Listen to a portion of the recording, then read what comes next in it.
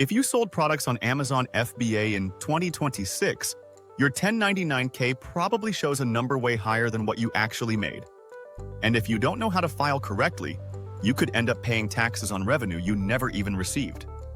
In the next 8 minutes, I'll show you exactly how to file your Amazon seller taxes, the deductions that save FBA sellers the most money, and the one mistake that causes sellers to massively overpay. Note: this information applies to US-based Amazon sellers. Welcome to the Freelancer's Wealth Blueprint. Let's get your Amazon taxes right. First, let's talk about that 1099K, because this is where most sellers panic. You'll receive a Form 1099K if you had over $20,000 in gross sales and more than 200 transactions on Amazon. Both conditions must be met. Here's the critical thing. Your 1099K reports gross sales. That means total revenue before Amazon deducts referral fees, FBA fees, storage fees, refunds, and shipping. The number on your 1099K will be significantly higher than what actually hit your bank account. Do not pay taxes on your gross 1099K amount. That's the number one mistake FBA sellers make. You only pay taxes on your net profit after all legitimate business deductions. Even if you don't receive a 1099K, you must still report all your Amazon income if your net profit was $400 or more. What taxes do Amazon sellers owe? As a sole proprietor selling on Amazon, you owe two types of tax. First, self-employment tax at 15.3%. This covers Social Security at 12.4% on the first $184,500 of net earnings, plus Medicare at 2.9% on all earnings. Second, federal income tax based on your tax bracket. You report everything on Schedule C attached to your Form 1040. Your gross revenue goes on line 1, your cost of goods owed on Part 3, and your other business expenses in Part 2. Now, let's talk about cost of goods sold, because this is the biggest deduction for most Amazon sellers and the most misunderstood. COGS is the direct cost of the products you sold. This includes the purchase price of your inventory, whether wholesale, retail arbitrage, or manufacturing. It also includes shipping costs to get products to Amazon's warehouses, import duties and customs fees, and packaging materials. Here's the key rule. You can only deduct inventory as COGS when it sells, not when you buy it. If you purchased $20,000 worth of inventory but only sold $15,000 worth, your COGS is based on the $15,000 that sold. Your ending inventory, the product still sitting in Amazon's warehouse or your garage, is an asset on your books. It becomes COGS next year when those units sell. Getting COGS right is critical. Overstate it and you risk an audit. Understate it and you overpay taxes. Now let's go through every other deduction Amazon sellers should claim. Deduction number 1, Amazon seller fees. Referral fees, FBA fulfillment fees, monthly storage fees, long-term storage fees, and your professional seller subscription. These typically add up to 25 to 35% of your revenue. All fully deductible. Download your fee reports from Seller Central to get exact numbers. Deduction number 2, advertising and PPC. Amazon sponsored products, sponsored brands, and sponsored display campaigns are all deductible. So are any off-Amazon advertising costs, like Facebook ads, Google ads, or influencer marketing. Deduction number 3, shipping and postage.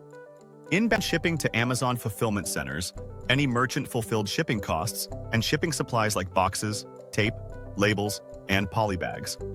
Deduction number 4, software and tools. Inventory management tools, repricing software, keyword research tools, accounting software, and any subscriptions you use to run your Amazon business. Deduction number 5, home office. If you have a dedicated space in your home used exclusively for your Amazon business, you can claim the home office deduction.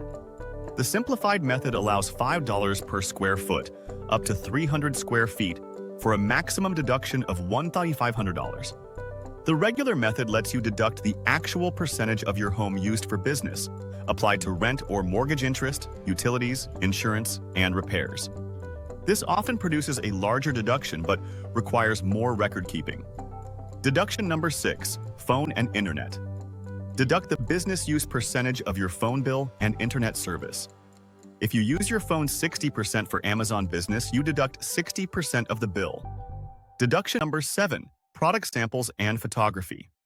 If you buy sample products for evaluation or pay for professional product photography, those costs are deductible. Deduction number 8, education and training.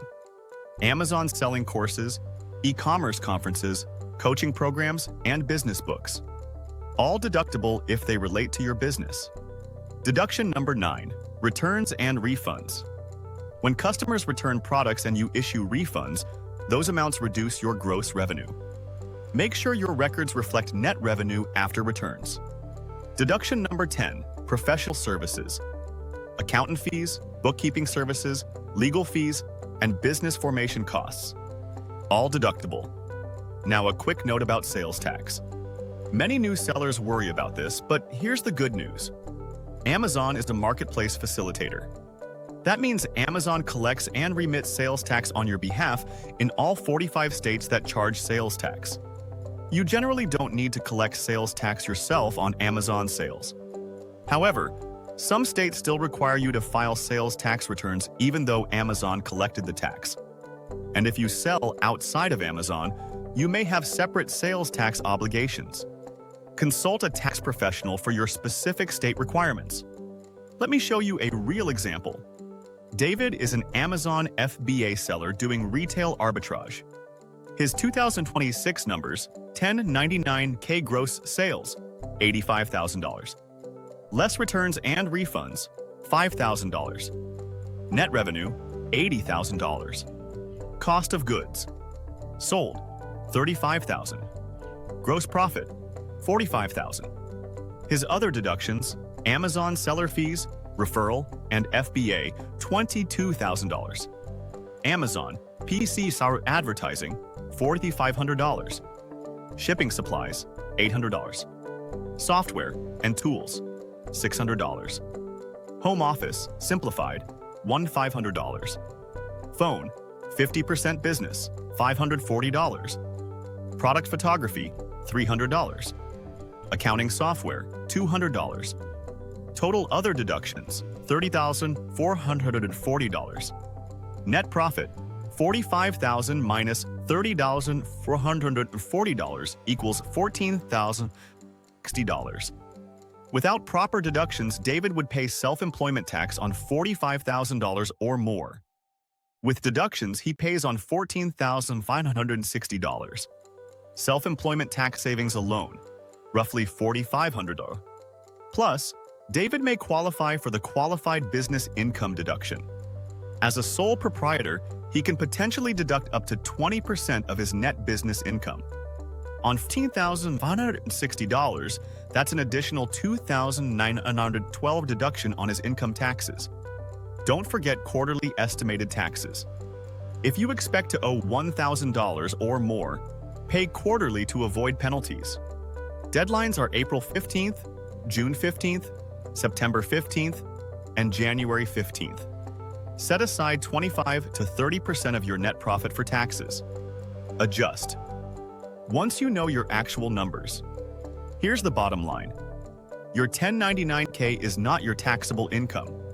COGS and Amazon fees alone can cut your taxable income by more than half. Track every expense, keep your inventory records clean, and don't forget the QBI deduction. The difference between Amazon sellers who overpay and those who keep more? Proper bookkeeping and claiming every deduction they're entitled to. This video is for educational purposes only and does not constitute tax or financial advice. Consult a qualified professional for your specific situation. See you in the next one.